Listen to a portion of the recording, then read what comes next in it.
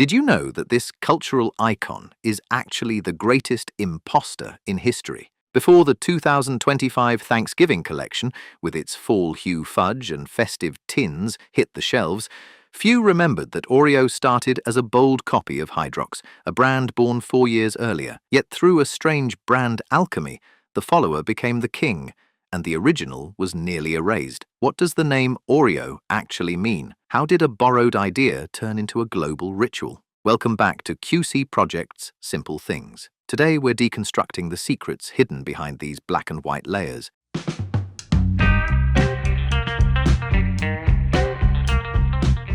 Oreo is more than just a cookie. It is a design icon standardized to perfection. Its structure is a symphony of contrasts. Two circular, slightly bitter and crunchy chocolate wafers sandwiching a smooth white vanilla cream center. The golden ratio of 71% wafer to 29% cream is no coincidence. It is the result of decades of research to ensure the most satisfying melt-in-your-mouth experience. The mystery of Oreo also lies in its name and the intricate patterns on its surface. To this day, the true meaning of Oreo remains an enigma. Some believe it stems from or, the French word for gold, the color of the original packaging, while others think it is a simple combination of the O from the wafers and RE from cream. On every wafer, the Oreo logo is encircled by a floral wreath and exactly 90 ridges along the edge. These tiny details don't just provide grip for the classic twist maneuver, they transform every Oreo into a mass-produced piece of art. In the business world, being first doesn't guarantee victory. The Oreo story is the ultimate example of the most successful brand heist in history. It all began in 1908, 4 years before the first Oreo appeared, when the loose brothers of Sunshine Biscuits introduced Hydrox. This was the original chocolate sandwich cookie with an intricate floral design. However, when Nabisco launched Oreo in 1912, a copycat versus original war erupted, leading to a conclusion that no one could have predicted. Hydrox's fatal error lay in its very name. In an attempt to emphasize purity, they combined hydrogen and oxygen to create Hydrox.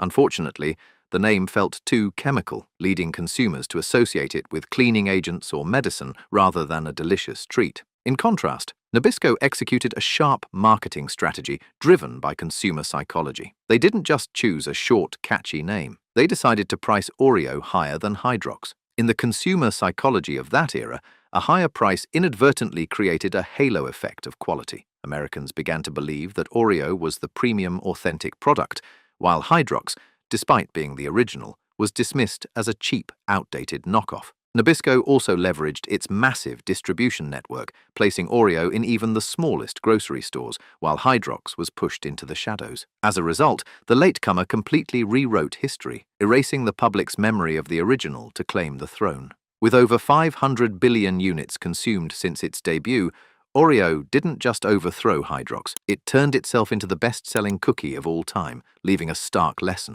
In the commercial game, the better storyteller wins the crown. The allure of an Oreo isn't accidental. It's a result of precise scientific calculation.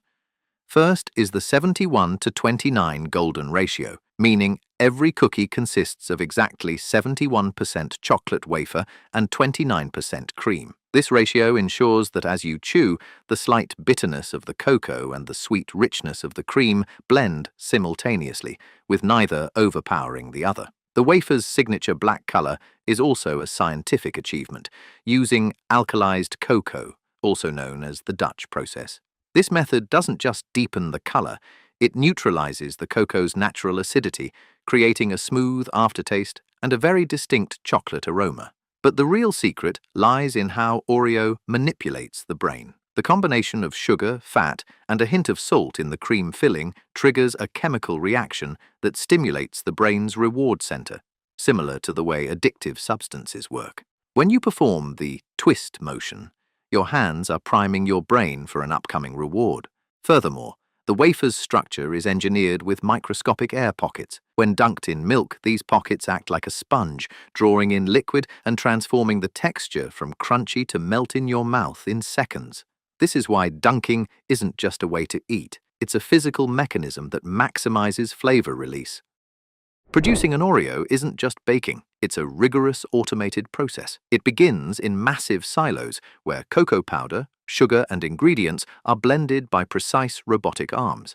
After being stamped with the signature 90 ridge pattern, the wafers enter ovens over 120 meters long, roughly the length of a football field. Here, each wafer spends exactly 290.6 seconds baking at high temperatures to achieve standard crispness without burning. Immediately upon exiting, industrial fans cool the wafers to lock in the crunchy structure before the cream filling stage. The cream filling is another feat. It is whipped at strictly controlled temperatures to ensure plasticity, then precisely piped onto the wafers via pressure nozzles. The packaging process is equally swift and accurate. Infrared sensors inspect each tray, ensuring every pack contains the exact standard count, typically 11 cookies per tray in standard packs. The packages are vacuum sealed with multi-layer film to block out moisture, the ultimate enemy of crunchiness. This absolute consistency across billions of units is exactly what has allowed Oreo to maintain consumer trust for over a century. The most common misconception that millions of consumers believe lies in the name double stuff. Many assume this version contains exactly twice the amount of cream as the standard Oreo. However, mathematical experiments and real-world weighing have revealed a heartbreaking truth. The cream in double stuff is typically only 1.86 times more. While the margin is slim, it has sparked heated debates on forums about whether this is a case of exaggerated marketing by the manufacturer. A more serious debate involves health. Are Oreos truly addictive? A shocking study from Connecticut College suggested that, in lab rats, eating Oreos stimulated neurons in the brain's reward center more intensely than cocaine. This led to concerns about over-engineering food to create a dependency on sugar and fat. Additionally, the copyright war has never truly cooled down. Although Oreo has completely dominated the market, Hydrox loyalists continue to fight, claiming that Oreo used financial muscle to stifle a product that supposedly had cleaner ingredients and a less sugary profile. In modern culture, Oreo has evolved beyond being just a cookie to become a platform for creativity. You can find Oreo everywhere, from the crumbles in a McFlurry and the flavor base of premium cheesecakes to Oreo-flavored beverages at major coffee chains. It is no longer a standalone snack, but a heritage ingredient that elevates the value of any dessert it touches. Oreo's cultural dominance is also fueled by its masterful localization strategy. With over 100 different flavors worldwide, Oreo knows how to cater to each nation's palate with surprising precision. From green tea Oreos in China and wasabi Oreos in Japan, to limited edition collaborations with pop icons like Lady Gaga or the streetwear giant Supreme. Notably, the Supreme Oreo collaboration sparked an unprecedented frenzy when red cookie packs with an original price of a few dollars were auctioned for tens of thousands on social media. Today, Oreo is not just a snack. It is a trendy icon and a universal language where the simple twist, lick, dunk ritual is understood by people all across the globe. Don't just grab an Oreo and eat it immediately. You'll miss out on 50% of its true flavor. Apply the 10-second rule to activate the internal physics of the cookie. For the first 3 seconds, perform the classic twist to separate the chocolate wafers, tasting the cream filling directly to experience its original smooth texture and rich sweetness. The remaining 7 seconds are the golden window. Dunk the wafer into a glass of cold milk.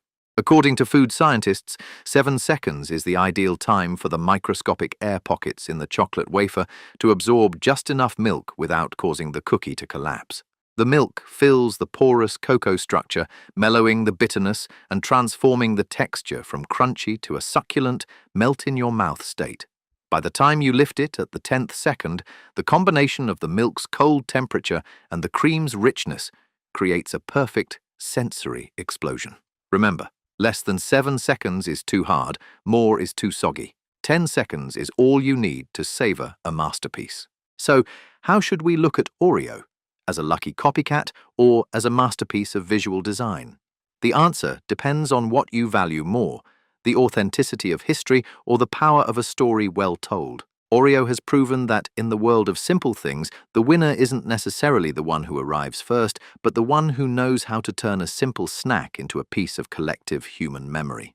Ultimately, true beauty often hides in the details we overlook. A cookie is never just flour and sugar. It is proof that even the simplest things can have the deepest, most resilient roots. If you enjoyed this story, tell us in the comments what simple thing we should explore next. Your idea might become our next episode. And this is QC Project, Simple Things. Thank you for watching. Subscribe and turn on notifications so you don't miss the simple things in everyday life. Because what you see is never the whole story. There's always something deeper beneath the surface. See you in the next one.